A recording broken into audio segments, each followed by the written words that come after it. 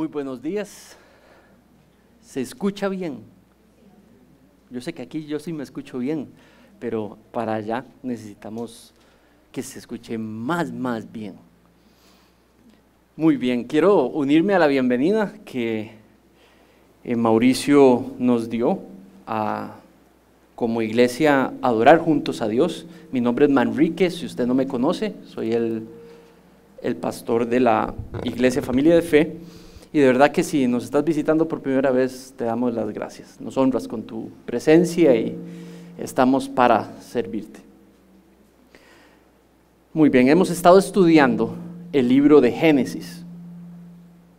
No sé si mejor.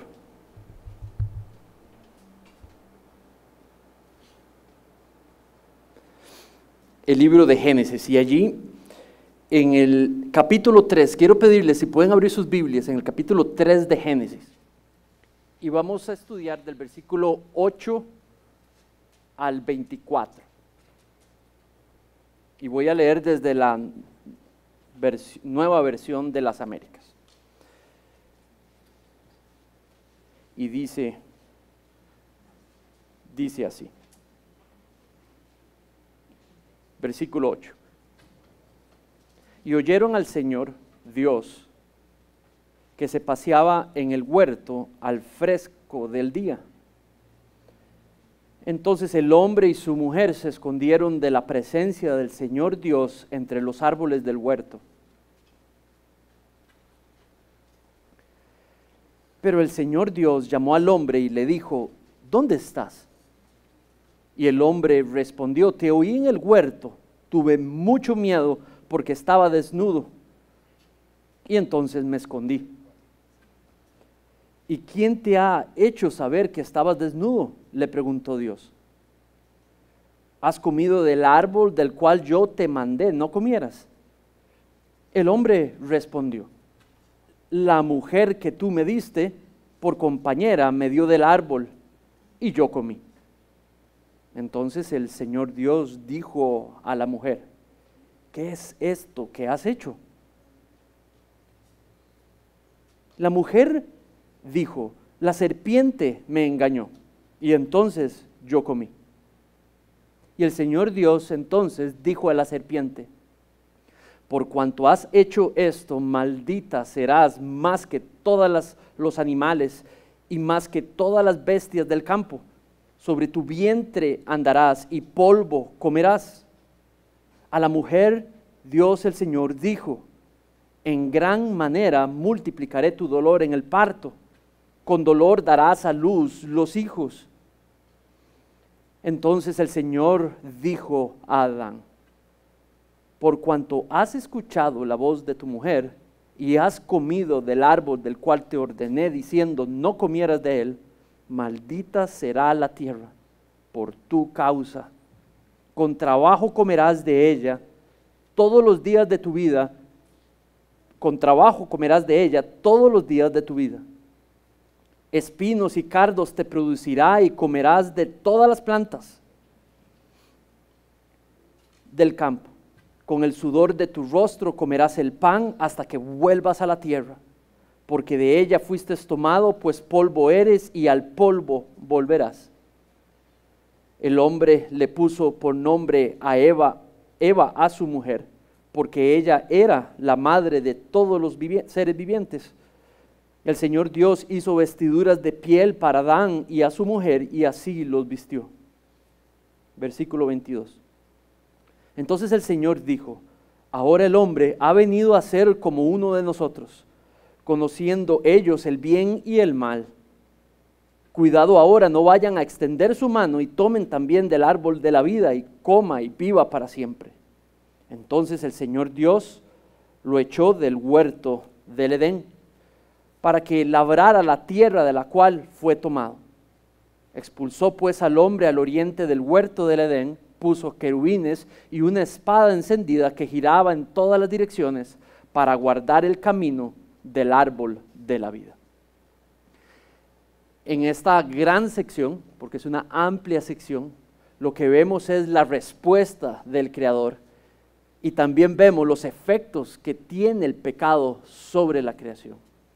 Vamos a pedirle al Señor su guía y vamos a comenzar este tiempo juntos. Padre, en esta mañana queremos pedirte, Señor, tu ayuda para que sea por medio de tu iluminación, Señor, que podamos creer, que podamos leer y entender, que podamos reconocer las verdades sobre ti, las verdades sobre nosotros, las verdades sobre este mundo, las verdades sobre la relación entre estos tres, tú, el mundo y nosotros, y que podamos aplicarlas y verlas cruciales para nuestras vidas, Señor, y que por medio de esas verdades, Señor, tú puedas hacer tu voluntad en nuestras vidas y transformarnos un poco más a la imagen de tu Hijo. Señor, ayúdame a ser fiel a tu texto y a glorificar, Señor, la verdad que está aquí. En el nombre de tu Hijo Jesús te pido esto. Amén. ¿Qué fue lo que le pasó a la creación? ¿Por qué la vida es como es? Saben, Rebeca hablaba ahora en el tiempo de oración sobre esta reunión que tuvimos con esta misionera. La reunión fue por internet y ella simplemente describe un país donde ya no hay trabajo. No hay trabajo. Los bancos están cerrados. El acceso al dinero en algunos casos no es posible. O sea, el mundo como ellos lo ven y lo conocían ya no es más.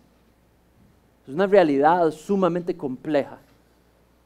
Entonces las personas que vienen, todo lo que han trabajado ya no está. Las personas que llegan a la iglesia, sus casas, sus carros, sus propiedades, sus pertenencias, sus familias, ya no están. No hay confort, no hay esperanza. En realidad es un país completo que está viviendo una situación que ni usted ni yo podemos llegar a entender cerquita, a no ser que ya la hayas pasado. Y entonces la pregunta es, ¿por qué el mundo es así? Realmente sería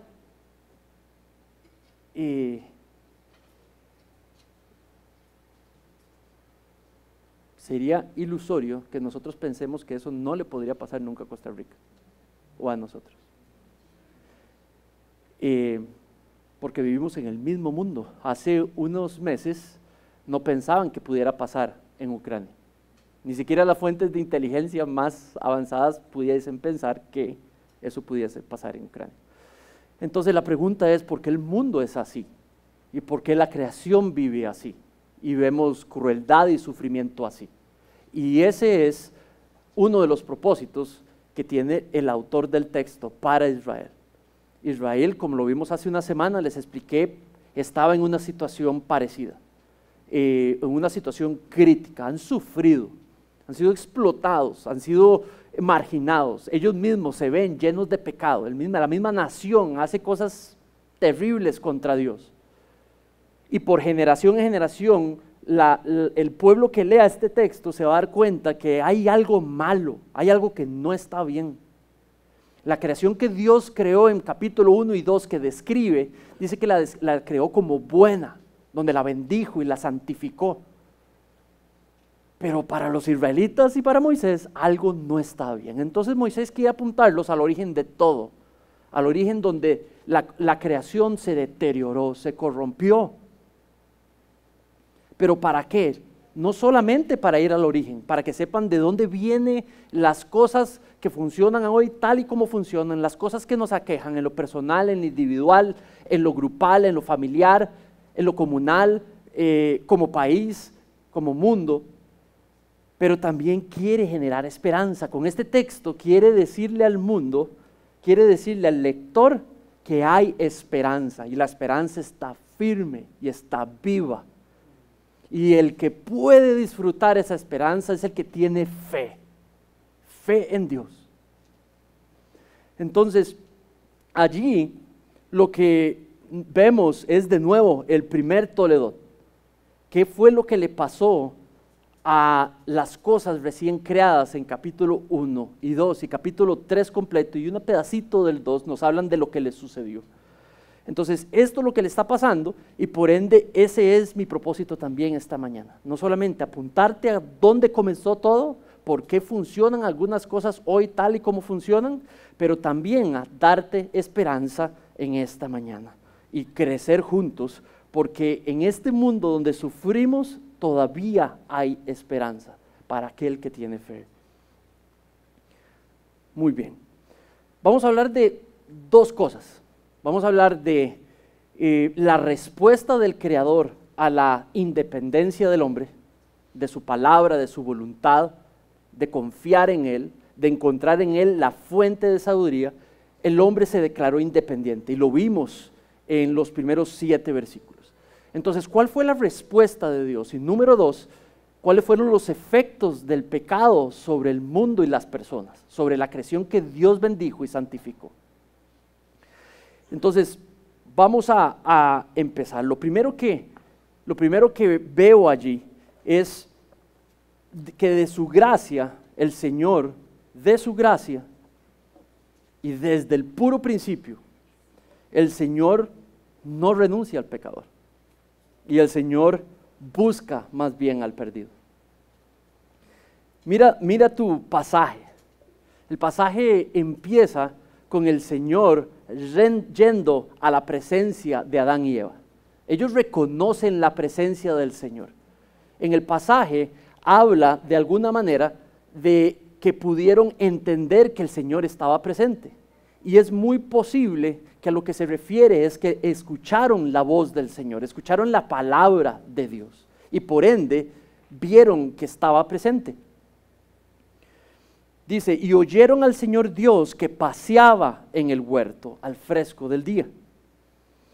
Entonces lo que inmediatamente sucede es Dios hablando al hombre. Y él lanza una pregunta, ¿verdad? Lanza una pregunta, pero el Señor Dios llamó al hombre y le dijo, ¿dónde estás? Entonces lo primero que podemos entender, esto es un lenguaje poético, esto es una narración histórica poética posiblemente.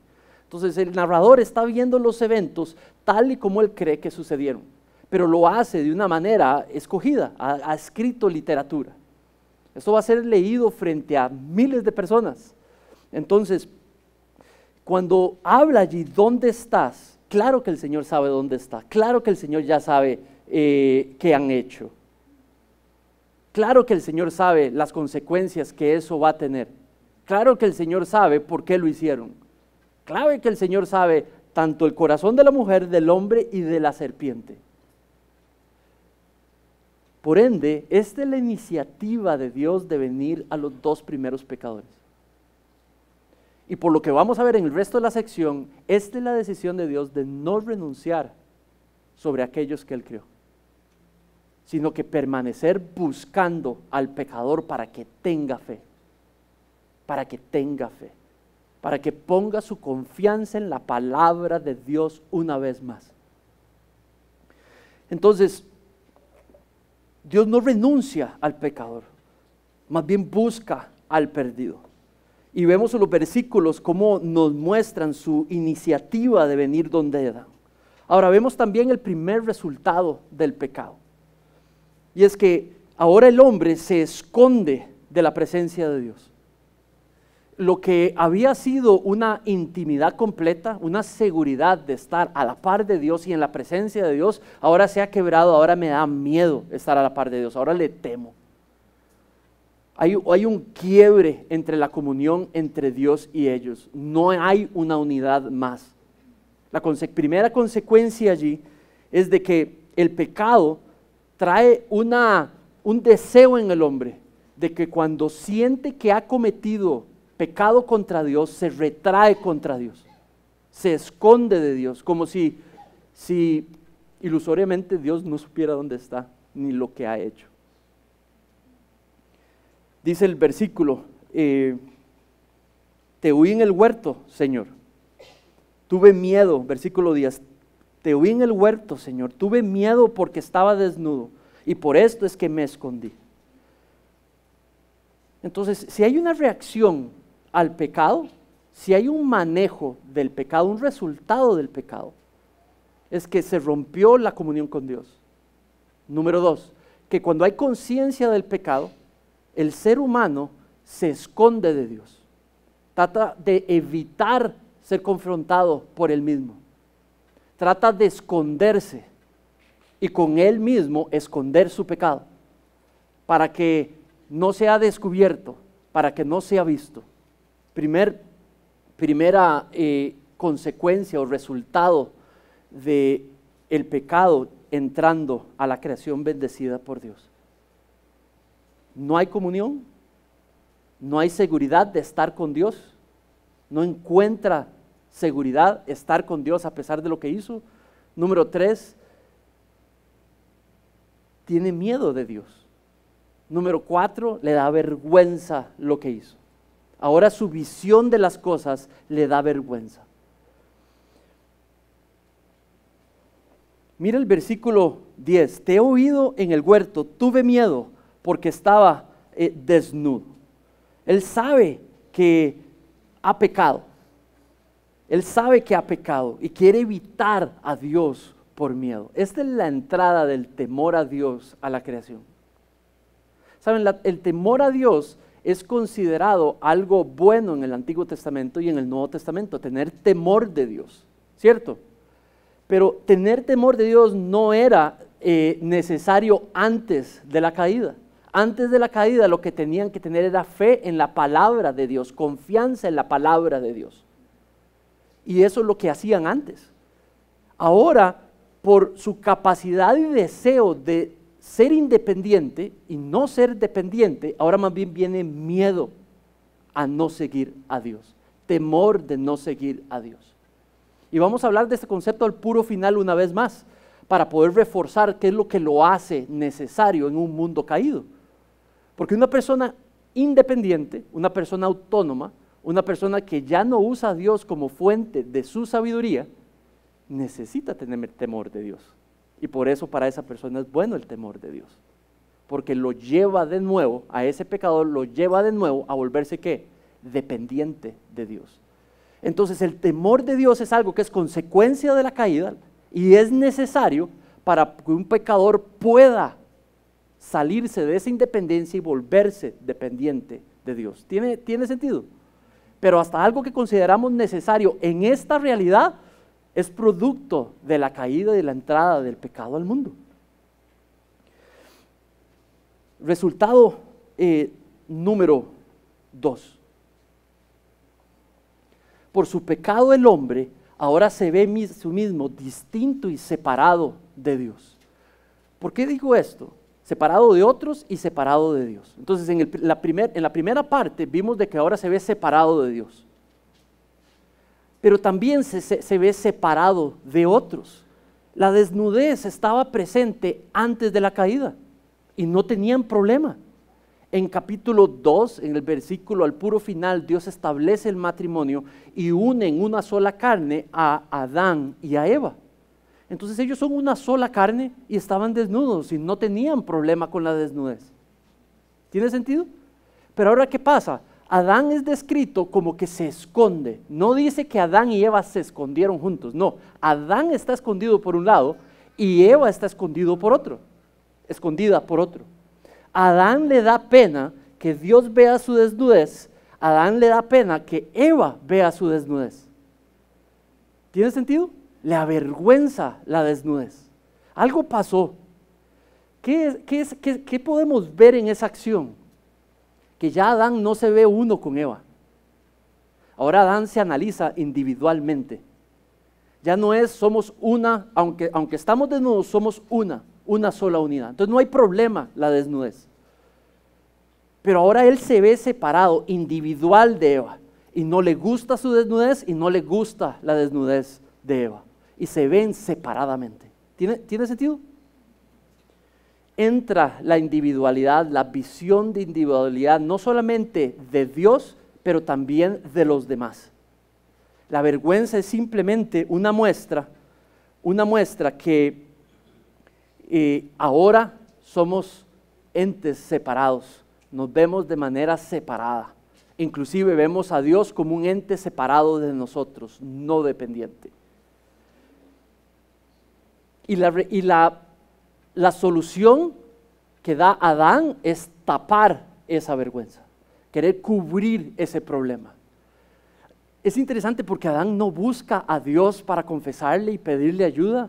Es interesante que Adán ya no busca a Dios para que pueda restablecer la confianza perdida. Adán da la primera evidencia de que ahora se ha declarado independiente. Busca la solución para su problema él solito y encuentra ¿qué? Hojas para tapar la misma desnudez. Y lo vimos en el versículo 7 del capítulo 3. Ahora ve la segunda solución para tapar y evadir su vergüenza, y es esconderse en el huerto del que está presente en todo lugar y en todo momento y que está en control. Y vemos a Adán buscar de su propia sabiduría para poder darle solución a sus problemas. La tercera resultado del pecado es que vemos la unidad matrimonial siendo reemplazada por la individualidad. Y esto lo vemos en varios partes. Antes de la caída eran un solo ser, Adán y Eva, esposo y esposa, una sola unidad. Moisés describe que fueron hechos una sola carne. Una sola carne. Pero la entrada del pecado rompe esa unidad. Esa unidad espiritual, emocional que hay el uno para con el otro por su dependencia de Dios, pero por la entrada del pecado.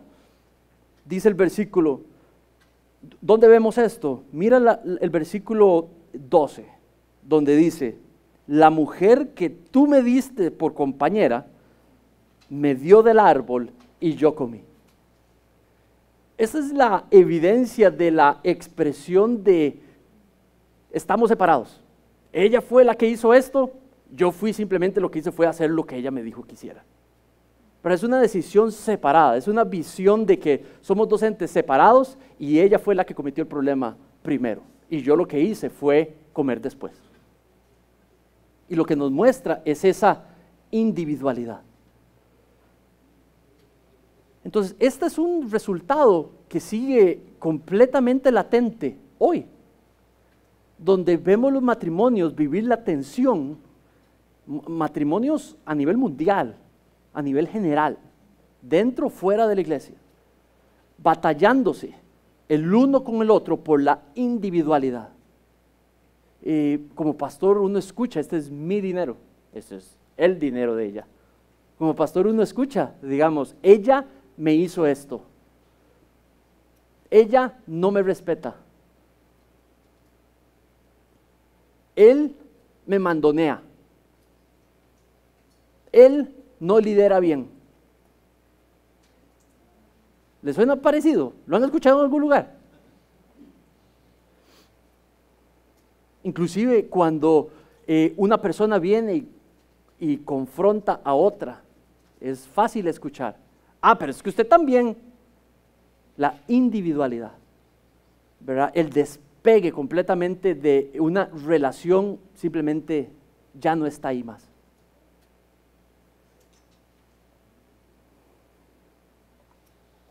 La unidad matrimonial es reemplazada por una individualidad completa. Adán traiciona a Eva con esa respuesta.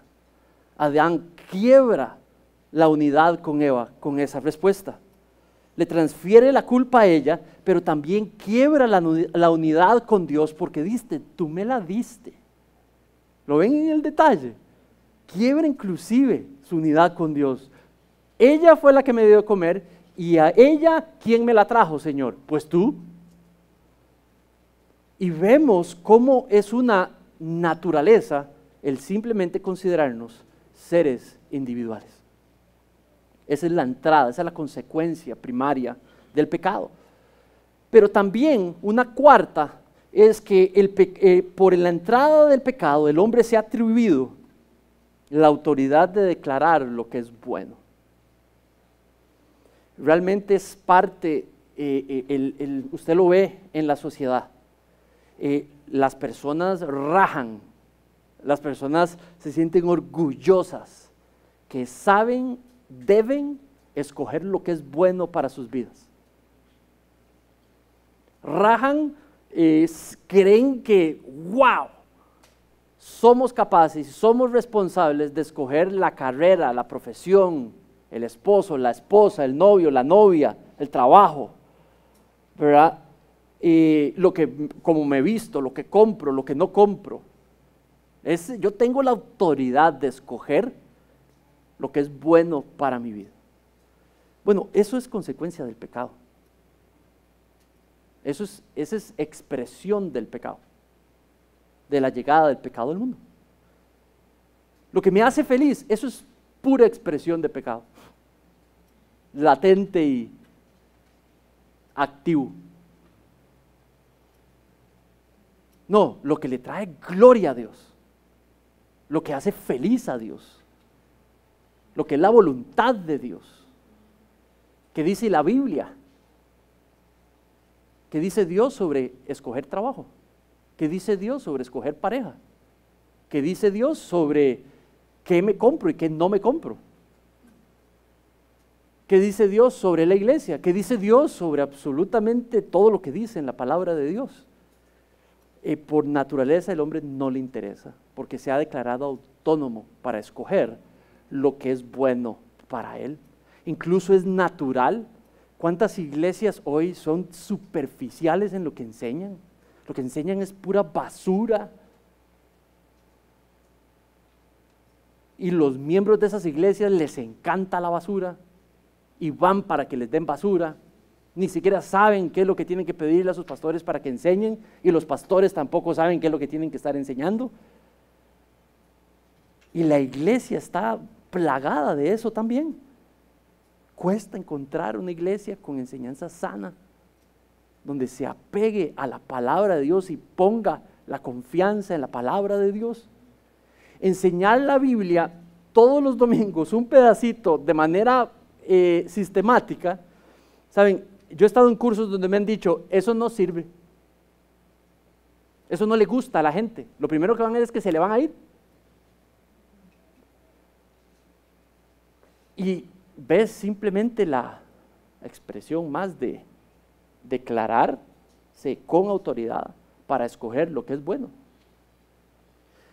Yo le aseguro que hay más cristianos que priorizan cómo llenar un salón de estos, simplemente llenarlo, porque creen que están mejor aquí que en otro lugar. Otra visión limitada, no bíblica, de cómo es la verdad. Sacrificar lo que deben de estar haciendo en pos de que simplemente esté lleno el salón, como si uno pudiera hacer algo en el corazón de esas personas. Completamente errada, no bíblica, inmadura posición. No, lo que a Dios le importa es que las personas sepan, conozcan su palabra para que puedan depositar su palabra en ella. Y a Dios no le importa que el que no tiene oído para eso no esté en la iglesia. Jesús decía, el que no tiene oído, el que tenga oído, escuche. ¿Y qué pasa con los que no tienen oído? Salados. Listo, es el pecado en ellos. O sea, la iglesia debe de entregar la palabra de Dios y ser dependiente de la palabra de Dios. Eso es confiar en Dios. Ustedes tienen que exigirme a mí eso, como yo debo de entrenarme para estar capacitado para hacer eso. No cualquier persona puede estar aquí. No cualquier persona está entrenada para extender la palabra de Dios, exponer la palabra de Dios y enseñar la palabra de Dios. De hecho, Dios no quiere que todos estemos aquí, sino solamente algunos que Él prepara para poder estar enseñando la palabra de Dios. Y los que estemos aquí daremos cuenta a Dios, daremos cuentas a Dios por lo que enseñemos o no enseñemos desde aquí. ¿Saben? Darnos la autoridad de declarar lo que es bueno. Inclusive cómo se hace iglesia, cómo nos relacionamos en la iglesia, ya no se busca la autoridad de Dios para hacer iglesia. Se encuentra en la mercadotecnia, en las cosas físicas para poder hacer iglesia. se busca en encuestas y lo que la gente le gusta, así hacemos iglesia. Ya la autoridad de la Biblia para mandar en las áreas, hasta la más que es la iglesia misma, ya no es autoridad ni siquiera para muchos cristianos.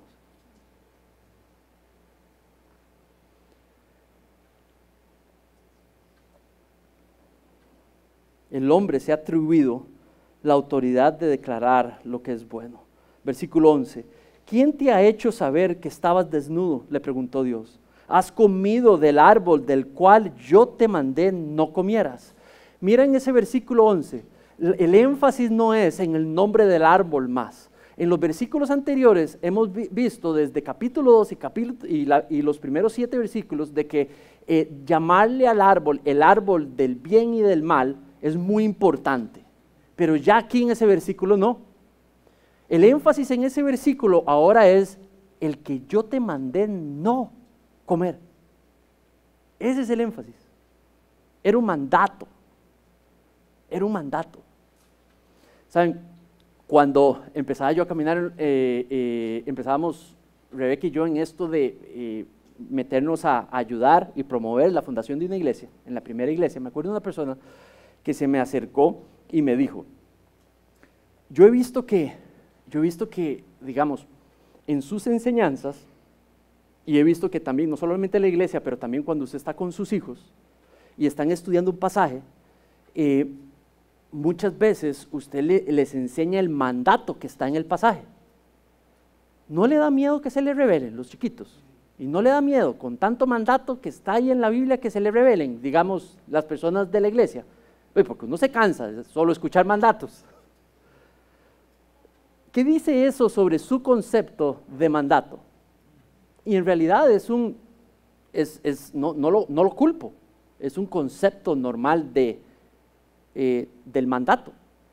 En la sociedad, el mandato no es visto como algo bueno. ¿Por qué? Porque no va con la autonomía personal. Atenta contra la autonomía personal. Si usted me manda, ya no soy autónomo, ¿verdad? Si yo dependo de algo que usted me está diciendo, entramos en problemas. Es normal, pero esa es la visión del mundo, esa es la visión del mundo, esa es la visión de la carne. Yo también me debato, si usted se me pone a decirme cosas muy mandadas, ya llega un momento donde me incomoda, ¿verdad? Es natural en nosotros que tenemos una propensidad a ser ariscos con el mandato. Es actuar en la carne, no es actuar en el espíritu. Porque el mandato de parte de Dios, lo hemos visto durante los primeros 2 capítulos, es su manera de guiar, es su manera de liderar, no es la única manera. En la Biblia no solamente tenemos mandatos, en la Biblia tenemos declaraciones que dan verdades que Él busca que vivamos sometidos a esas verdades, pero no fueron presentadas como mandato. En la Biblia tenemos historias donde se presenta una realidad sobre la vida, pero sí busca que nosotros nos sometamos a vivir bajo esa verdad que está en la historia. Pero a veces sí, viene como mandato, a veces sí, viene como precepto, viene como algo que quiere sea obedecido. Bueno, Él le dice, comiste de lo que yo te mandé, no comieras. Le está diciendo, desobediste mi mandamiento. Y entonces lo que vemos es de nuevo atribuirse a decidir cuáles mandatos yo voy a obedecer y cuáles mandatos no voy a obedecer. Eso es otra manera que veo yo en las iglesias. No enseñan toda la Biblia. ¿Por qué no enseñan toda la Biblia? Porque no les da miedo enseñar toda la Biblia. Las personas que están sentadas escuchando a esas personas no quieren que se les enseñe toda la Biblia tampoco, muchísimas, ¿verdad? Porque ven el mandato con esa visión. Pero en realidad nosotros en el Espíritu necesitamos ver los mandatos de la Biblia, no los de Manrique, no los de ustedes, los de la Biblia, los de Dios. Ver esos mandatos como su manera de liderarnos, como su manera nos diseñó para ser dependientes, y la manera de ayudarnos en esa dependencia es liderándonos por medio de esos mandatos. Entonces, esto es otra cuestión que es un resultado natural de la entrada del pecado. Nosotros no solamente queremos tener la autoridad de escoger qué obedecemos y qué no, pero también queremos tener la autoridad de declarar lo que es bueno para nosotros o para otros y lo que no. Otro resultado del pecado es que el hombre ahora tiende a excusar, tiene esa inclinación a excusar su pecado y a transferir la culpa del mismo. O sea, la tendencia es a no responsabilizarse por lo que hace que sea contrario a la voluntad de Dios. Naturalmente lo excusa, naturalmente transfiere la culpa. Al principio anterior que decía sobre el deseo de ser autónomo, de tener la autoridad, por eso Proverbios nos dice, el principio de la sabiduría es el temor de Dios. Para aquel que se declara autoridad para declarar lo que es bueno, tenga temor del Señor. Eso será el principio de sabiduría. No haga eso.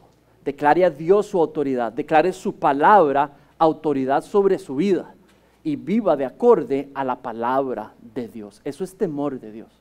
Lo contrario es eso, pecado, la consecuencia del pecado. Por eso no puedo concebir una iglesia diferente a teólogos entregando más teólogos. ¿Tiene sentido? Nos tenemos que volver expertos. Deberíamos desear ser expertos en conocer a Dios y su corazón y poder enseñarle a otros para que también conozcan el corazón de Dios. Teólogos entrenando a otros a amar y desear crecer en ser teólogos. O sea, el teólogo que está aquí no necesariamente es el teólogo que va a terminar en un seminario enseñando, pero estos teólogos lo que hacen es conocer el conocimiento de Dios, entenderlo, equiparse, entrenarse en Él y dejarse impactar por Él. Y vivir con ese conocimiento bajo su autoridad. Muy bien. El pecado ahora tiende a excusar su pecado, lo vemos en Él. Dice, excusa su pecado. El versículo nos muestra, la mujer que tú me diste, no fui yo, es que tú me diste la mujer. Vean, ya no dice mi esposa, ha usado dos palabras durante los primeros 3 capítulos, esposa y mujer, ya ni siquiera la llama mi esposa, esta mujer que tú me diste, qué tipo más, pero al mismo tiempo, ¿saben? Lo representamos, Él nos representa a nosotros, porque somos hábiles para excusar nuestro pecado, para separarnos de otros, para no responsabilizarnos. Dice, la mujer que tú me diste por compañera me dio del árbol y entonces yo comí. Ya no habla en términos de una sola carne, de nosotros, pero ella y yo, transfiere la culpa. Cuando va la mujer en el versículo 13 hace exactamente lo mismo. La serpiente me engañó y entonces yo comí, y transfiere la culpa. Mis hermanos, esta es la primera verdad primaria que Dios quiere que vivamos sometidos a, y es que Dios quiere que sus hijos y sus hijas vengamos rápidamente a confesarle nuestro pecado, sin excusas, directamente a Él. En Cristo ya no hay obstáculos para poder tener acceso directo al Padre. Yo no necesito ir donde Manrique para que le diga a Dios que yo he pecado contra Él y que le pida si me perdona. No tiene que haber intercesor. La expiación del Evangelio nos ha traído buenas nuevas. La cruz hizo posible que el camino a Dios esté limpio, sin obstáculos. Yo puedo venir al Padre sin necesidad de ayuda y pedirle perdón. Yo puedo venir al Padre y confesarle mi pecado y decirme, Padre, en el nombre de esa cruz, en el nombre de tu Hijo, perdóname, he pecado contra ti. Solo yo he pecado contra ti. O sea, no vale llegar y decir, Padre, perdona a esa mujer que me hizo pecar. No, es directamente, solo yo he pecado contra ti, Señor, perdóname. Dios quiere hombres y mujeres humildes, que valoran la justificación que ha sido ganada en la cruz, que vienen en intimidad con Él de manera diaria, cuando se dan cuenta, cuando les hacen ver su pecado. No tienen problema con aceptar su pecado cuando se los hacen ver, porque eso les daría la oportunidad de estar en paz ¿con quién? Con Dios. ¿Sabe? Duele ver matrimonios, relaciones de amistad, relaciones de trabajo donde no hay herramientas para que uno pueda venir donde el otro a hacerle ver su pecado, porque el otro no tiene herramientas para poder crecer en el Señor. Lo primero que hace es excusar, defenderse, contraatacar, y eso es parte de la inmadurez que debemos de enfrentar y atacar. La mujer y el hombre de Dios que le es fácil escuchar cuando es confrontada, la mujer y el hombre de Dios que es fácil de ser corregido o corregida, eso es madurez espiritual. A la persona que se le corrige y rapidito se defiende, eso es inmadurez espiritual. Y necesita, no estoy diciendo que es inmaduro, estoy diciendo que en esa área necesita crecer y madurar.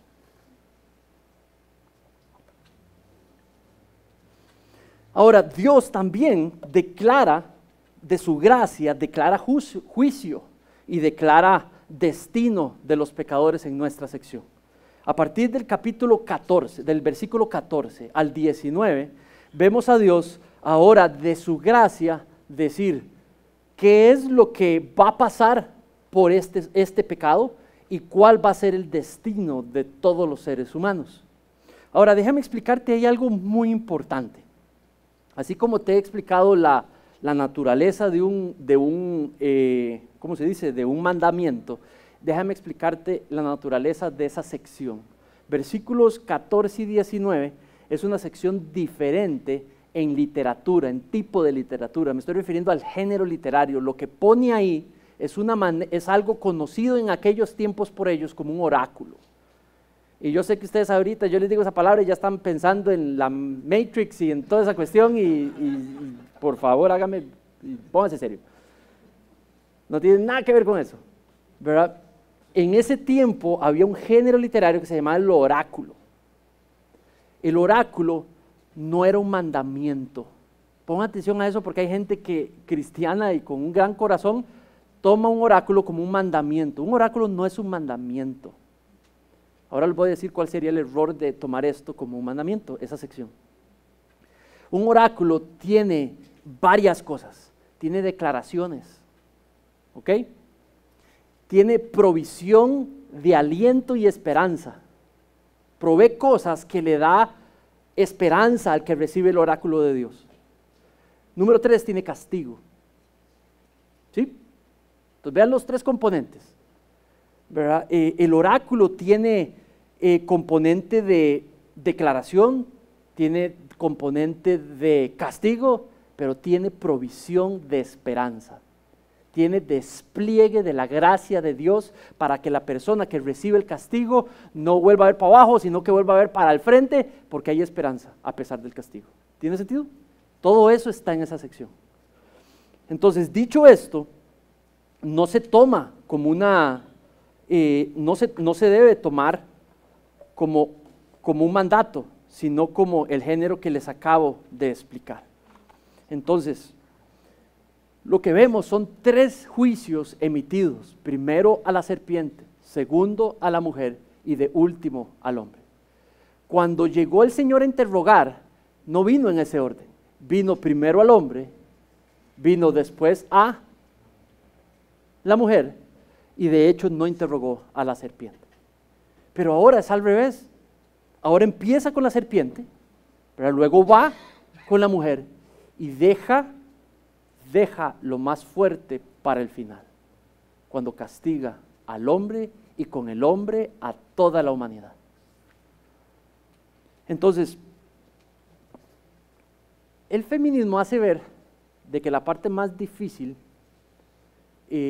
la recibió la mujer.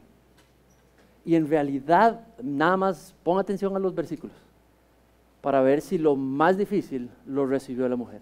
De hecho, no importa quién recibió lo más difícil, ¿verdad? No tiene que ver con género, tiene que ver con el apellido de la persona.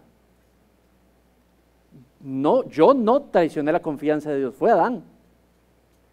Y Rebeca no fue la que escuchó a la serpiente, fue Eva. Entonces lo que tienes ahí son acciones específicas para Adán por lo que hizo Adán. Nadie más hizo lo que hizo Adán, ¿verdad? Y hay acciones específicas para Eva por lo que Eva hizo, no porque sea mujer. El castigo para Adán es por lo que Adán hizo, lo que Adán sabía, lo que Dios le dio a administrar y lo que no hizo con eso que le dio a administrar. Y por eso lo castiga. ¿Tiene sentido? Y por lo mismo Eva, la persona, la mujer que existió, que hizo lo que hizo, la castiga. Pero no castiga los géneros. ¿Tiene sentido? Lo que castiga es a estas dos personas en específico. Y los descendientes de ellos, por supuesto, que llevan las consecuencias que les transfieren. Y si la creación completa fue afectada por la entrada del pecado, por eso vemos funcionando esos aspectos en la creación. ¿Sí? Ok. Última aclaración. En un oráculo, él va a decir lo que él castiga, lo que él establece. Es yo, Dios, esto lo acabo de establecer yo. Pero en el oráculo también ustedes van a ver declaraciones, donde no es Dios el que lo estableció, es la entrada del pecado lo que lo generó. ¿Tiene sentido?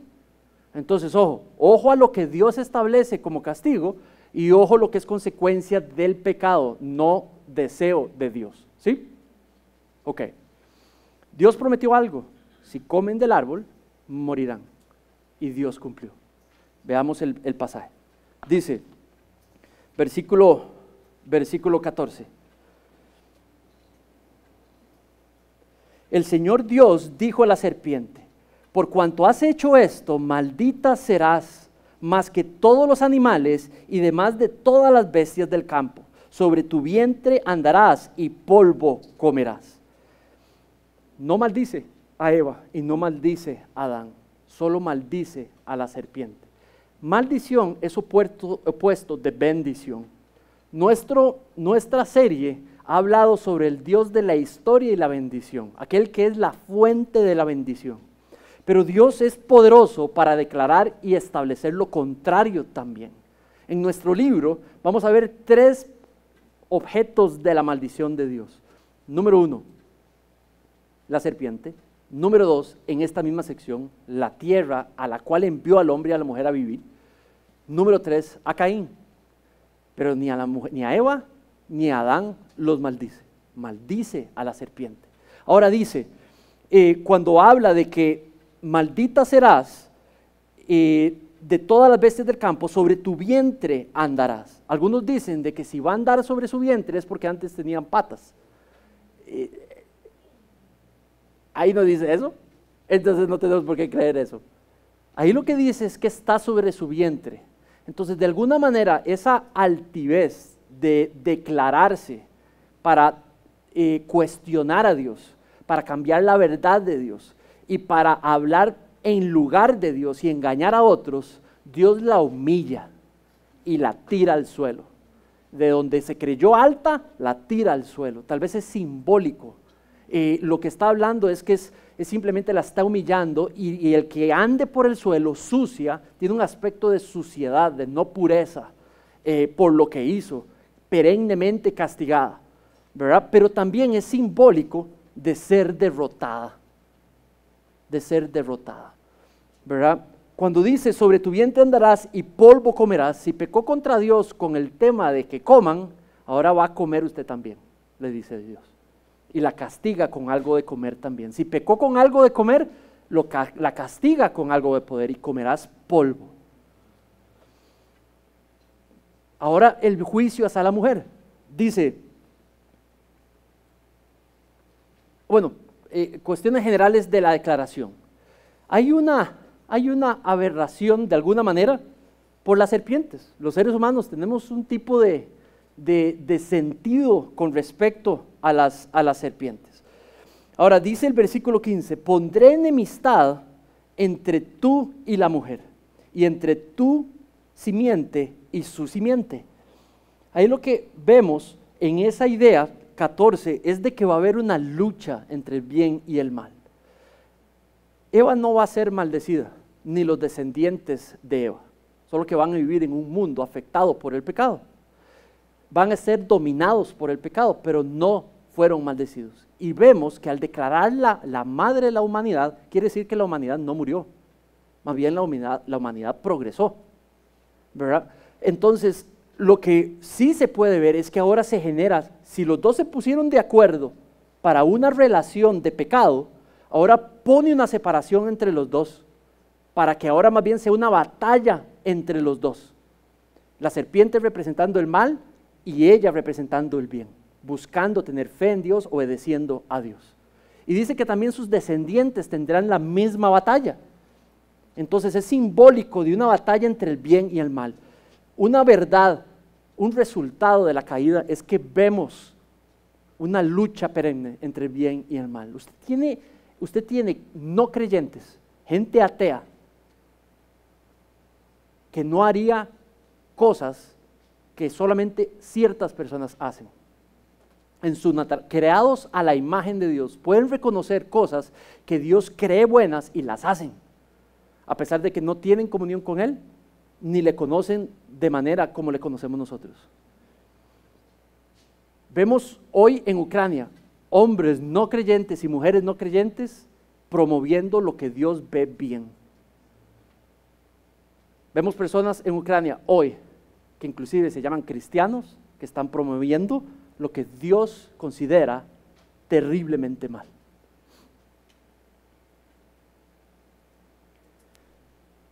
Y vemos simplemente, ustedes y yo vivimos en medio de esa batalla entre el bien y el mal, en medio de una batalla espiritual. Y por eso vemos esto que sucede hoy. Por eso Israel veía lo que les hicieron los faraones y los egipcios. Por eso veía lo que los paganos hacían. Por eso veían el mal alrededor de ellos. Por eso sabían que van a entender que los persas pudieran hacer lo que hacían. Porque simplemente la creación fue deteriorada por el pecado y estaban viviendo en medio de una lucha entre el bien y el mal. Esa creo que es la misma. Ahora, cuando habla de Eva, nos trae otra correlación. Dice, con el juicio a Eva. De nuevo, no la maldice, pero dice lo siguiente. Voy a dejar esta parte para el puro final, la de la serpiente. Él herirá tu cabeza y tú lo herirás en el talón. Porque esa es la expresión de esperanza, esa es la expresión para el mundo caído de que Dios haría posible restaurar su bendición sobre la creación, la regeneración y la redención del mundo. Ahora dice a la mujer, en gran manera multiplicaré tu dolor en el parto, con dolor darás a luz a los hijos. Allí, dar a luz no es consecuencia del pecado. Antes de la caída, sin la entrada del pecado, posiblemente Eva iba a tener que dar a luz, era el diseño de Dios físico. Lo que habla es de la entrada de dolor en el parto, pero también habla de dar a luz a los hijos, en la procreación.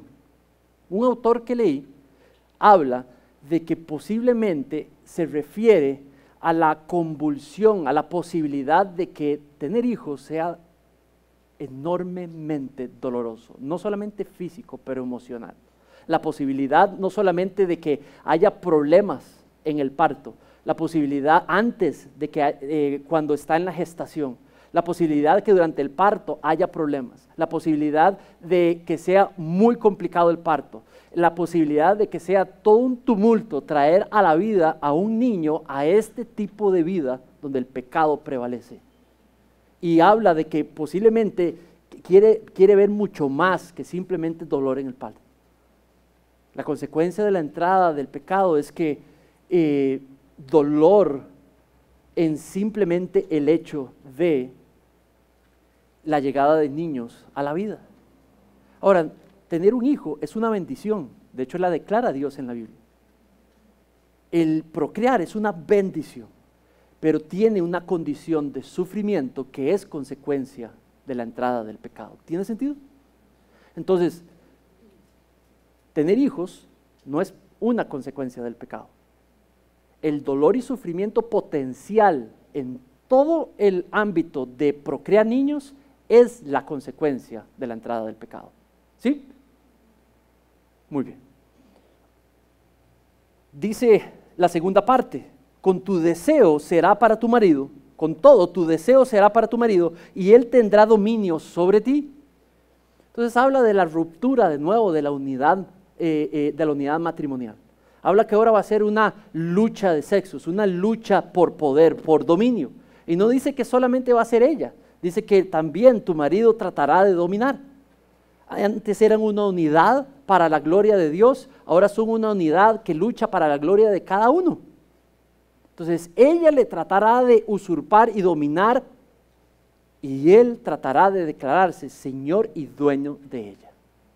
Ahora, eso habla de una posibilidad, de que el pecado guíe a hacer eso. Eso no quiere decir de que todos los matrimonios van a hacer eso, pero que la posibilidad de que el pecado traiga esa realidad a la humanidad.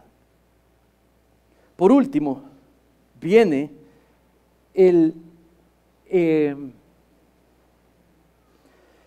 la consecuencia a través del juicio de Adán, y dice el 17, entonces el Señor Dios dijo a Adán, por cuanto has escuchado la voz de tu mujer y has comido del árbol del cual te ordené, diciendo no comieras de él, y ahora viene la consecuencia para Adán.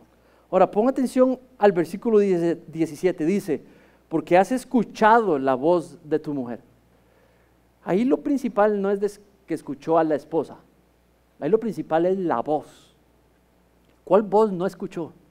Eso es lo principal, la voz de Dios, la palabra de Dios. A veces es nuestro cinismo que nos pone ahí a pensar de que por seguir a la esposa. No es eso lo que está enseñando. Lo que está enseñando es por no escuchar la voz de Dios como suprema autoridad, por no tener la confianza puesta sólida sobre la palabra de Dios, sobre la voz de Dios, buscando diariamente lo que Dios piensa, lo que Dios quiere decirnos, lo que Él nos ha mostrado, lo que es su voluntad, lo que le place. A eso se está refiriendo, por no hacer eso, por ser autónomo. Entonces dice, maldita será la tierra por tu causa. No maldice a Adán, maldice el lugar donde lo va a poner. Maldita la tierra. Dice, por tu causa. Dice que no fue por causa de Eva. Dice que no fue por causa de la serpiente. Dice por quién, por responsabilidad propia de Adán. No está hablando de los hombres, está hablando de Adán per se. ¿Sí? Entonces dice, con trabajo comerás de ella. Él lo había puesto a administrar ¿cómo se llama? El jardín. Y tenía que subsistir de él, entonces ya había trabajo. Trabajar no es consecuencia de la caída. La escasez al trabajar, la escasez en el mundo es lo que es la consecuencia de la caída. Ellos tenían seguridad de provisión antes de la caída, ahora ya no la tienen. Ahora si quieren comer, tienen que trabajar. Si quieren adquirir, deben de trabajar. Si quieren subsistir, deben de trabajar. Y van a tener que sufrir para poder encontrar fruto. Con trabajo comerás de ella, de todos los días de tu vida, espinos y cardos te producirá. Dice que va a tener que sufrir, va a tener que implementarse y a veces no va a producir nada. Va a invertir su dinero, va a colocar sus esfuerzos, va a lograr algo y no va a producir nada. Porque así es la consecuencia en esta tierra. Va a tener que dolerle para poder encontrar la comida de cada día. Luego dice, y comerás de las plantas del campo, con el sudor de tu frente comerás el pan. Con el sudor de tu rostro comerás el pan. Va a tener que sudar, va a tener que esforzarse si quiere proveer comida. Hasta que vuelvas a la tierra, otra consecuencia, hasta que vuelvas a la tierra, ahora morirás. Ahora morirás. La muerte se vuelve consecuencia de la llegada del pecado a la vida. Dice, porque de ella fuiste tomado, pues polvo eres y al polvo volverás. Y se vuelve el castigo final. Adán, del polvo te saqué y del polvo al polvo volverás. Ahora, nada más piensen en lo siguiente. Esa, si bien es castigo, también es expresión de gracia. ¿Por qué? Porque ahora los seres humanos van a vivir dominados por el pecado, aparte de la presencia de Dios. ¿Y qué pasa si vivieran así para siempre? ¿Qué pasa si Hitler hubiera vivido para siempre? ¿Qué pasa si Putin viviera para siempre? ¿Y qué pasa si Daniel Ortega viviera para siempre? Usted dígame. No, más bien es la expresión de su gracia, que no vivieran para siempre. Los siguientes versículos nos siguen hablando de la expresión de su gracia, y es la verdad que quiero presentarlos para finalizar. Es desde el inicio, desde el principio de la creación, desde la caída, que Dios empieza el despliegue de su gracia para aquellos que pecaron contra Él. Y lo vemos en versículo 22. Entonces, bueno, el 20 dice, el hombre le puso por nombre Eva a la mujer, porque ella era la madre de todos los seres vivientes. Esto habla de que hay futuro para ellos. A pesar de su pecado contra Dios, Dios los bendice. Dios le permite que ellos puedan subsistir y puedan ser lanzados a una vida para que la humanidad no desaparezca. Dice el 21, el Señor Dios hizo vestiduras de piel para Adán y para su mujer, y así los vistió. Dios los va a colocar en una tierra de una difícil condición y les provee lo que necesitan para enfrentar esa tierra de dureza y de aflicción. Ahora, algunos hablan de algo simbólico y cultico en ese sacrificio de los animales. Algunos hablan de que esa es como la primera expresión de sacrificio animal en pro de la gracia entregada a ellos. Sacrificio es necesario para poder haber una extensión de gracia. Dice muy poco para poder interpretar eso. Algunos piensan también que es simplemente representativo de la muerte como consecuencia, un recordatorio de que se necesitó muerte de algo para que pudieran recordarse sobre su pecado de manera perenne. Bueno, lo que les puedo decir es que la provisión y el equipamiento de Dios para esa tierra de difícil acceso y para vivir allí implicó y necesitó el sacrificio de un animal.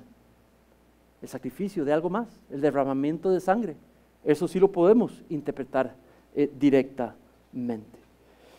Versículo 22, entonces el Señor Dios dijo, ahora el hombre ha venido a ser como uno de nosotros, conociendo ellos el bien y el mal. Cuidado ahora, no vaya a extender su mano y tome también del árbol de la vida y coma y viva para siempre.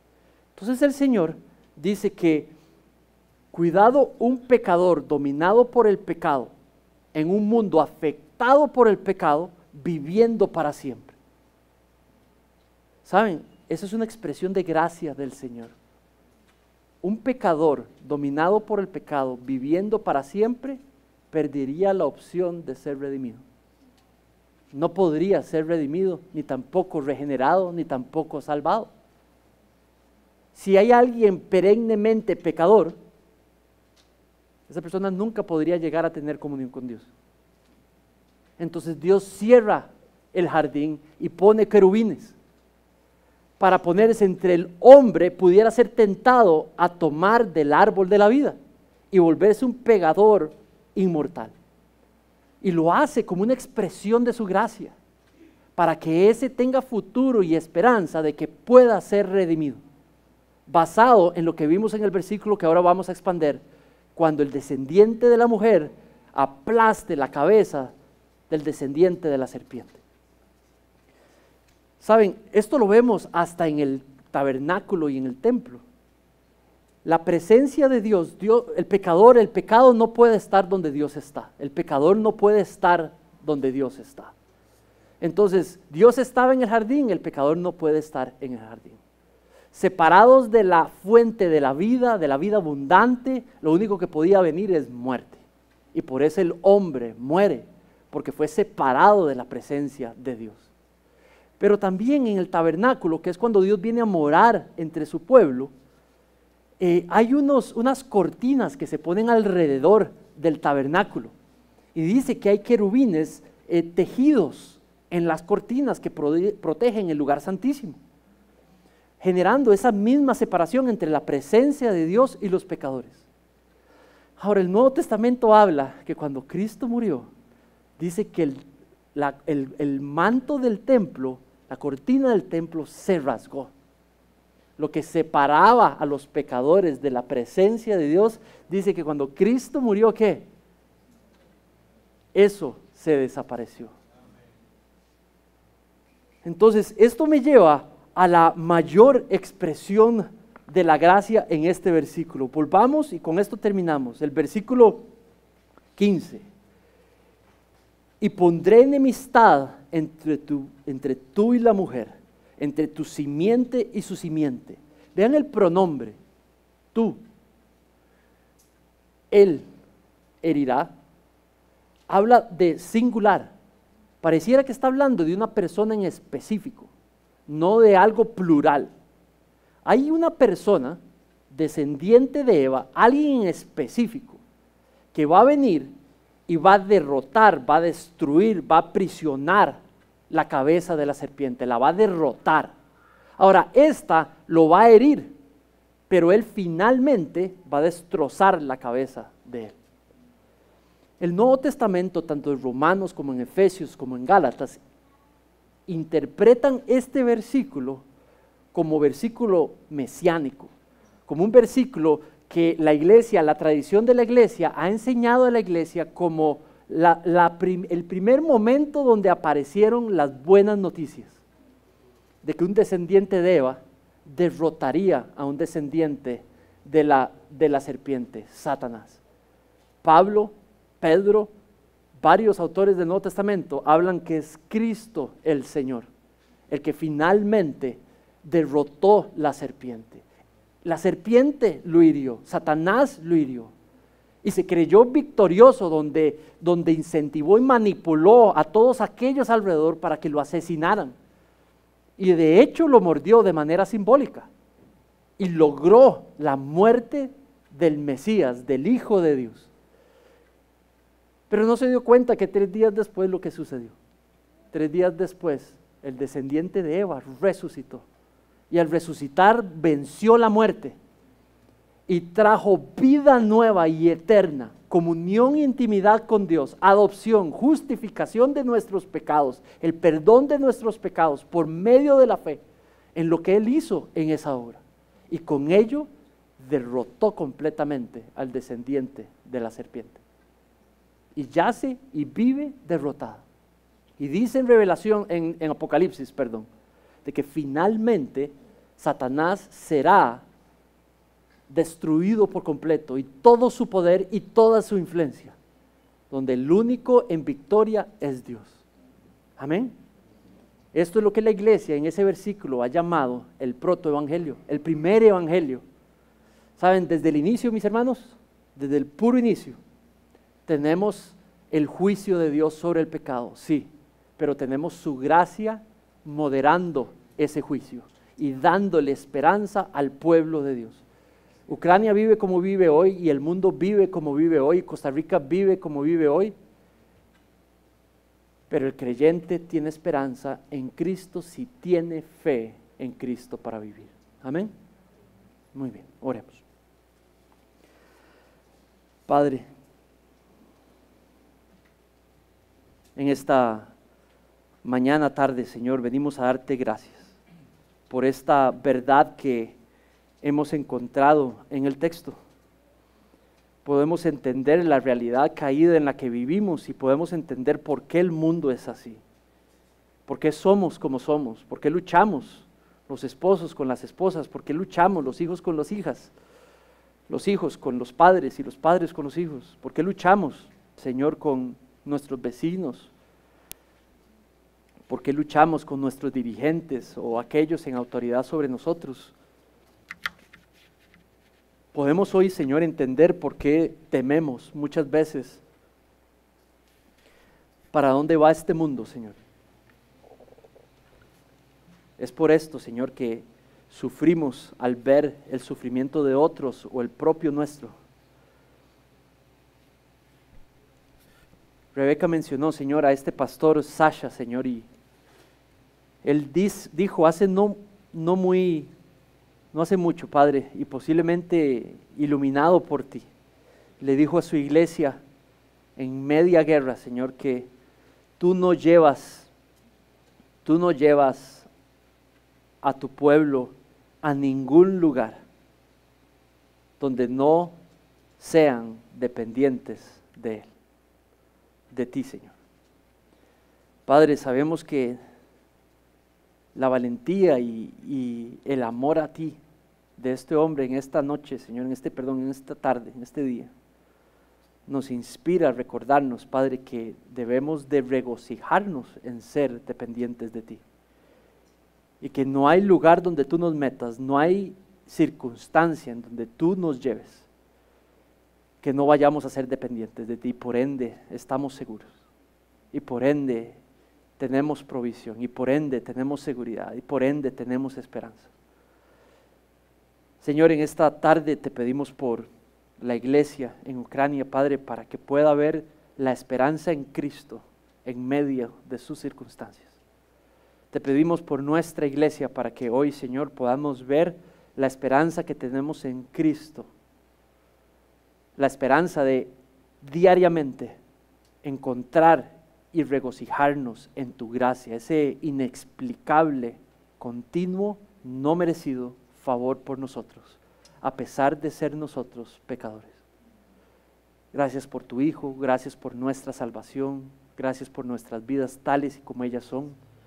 Que hoy, Padre, producto de este texto, vivamos sin temor, vivamos en confianza plena de tu control sobre nuestras vidas. En el nombre de tu Hijo Jesús pedimos esto. Amén.